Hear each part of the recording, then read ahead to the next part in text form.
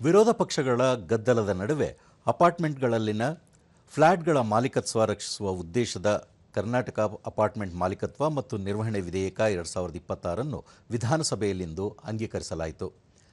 ಸದನದಲ್ಲಿ ಪ್ರತಿಪಕ್ಷ ಬಿಜೆಪಿ ಮತ್ತು ಜೆಡಿಎಸ್ ಸದಸ್ಯರು ಸಚಿವ ನಾಗೇಂದ್ರ ರಾಜೀನಾಮೆಗೆ ಆಗ್ರಹಿಸಿದರು. ಸಚಿವ ಕೃಷ್ಣ ಬೈರೇಗೌಡ ಅವರು ವಿಧೇಯಕದ ಕುರಿತು ಪ್ರತಿಪಕ್ಷಗಳ ಗದ್ದಲದ ನಡುವೆ ವಿವರಣೆ ನೀಡಿದರು. ಈ ಸಂಬಂಧ ಈಗಾಗಲೇ ಇರುವ ವಿಧೇಯಕ ಹಳೆಯದಾಗಿದೆ.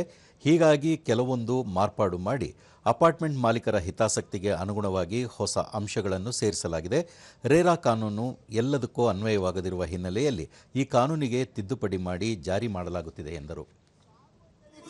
ಚರ್ಚೆಗೆ ಅವಕಾಶ ಮಾಡಿಕೊಟ್ಟು ಅವರಿಂದ ಸಲಹೆಗಳನ್ನು ಸ್ವೀಕಾರ ಮಾಡಿ ಬಂದಂತ ಸಲಹೆಗಳನ್ನು ಪರಾಮರ್ಶೆ ಮಾಡಿ ಈ ಕರಡು ವಿಧೇಯಕದಲ್ಲಿ ಕೆಲವು ಬದಲಾವಣೆಗಳನ್ನು ಮಾಡಿ ಇವತ್ತು ತಗೊಂಡು ಬಂದು ವಿಧಾನ ಮಂಡಲಕ್ಕೆ ನಾವು ಮಂಡಿಸಿದ್ದೇವೆ.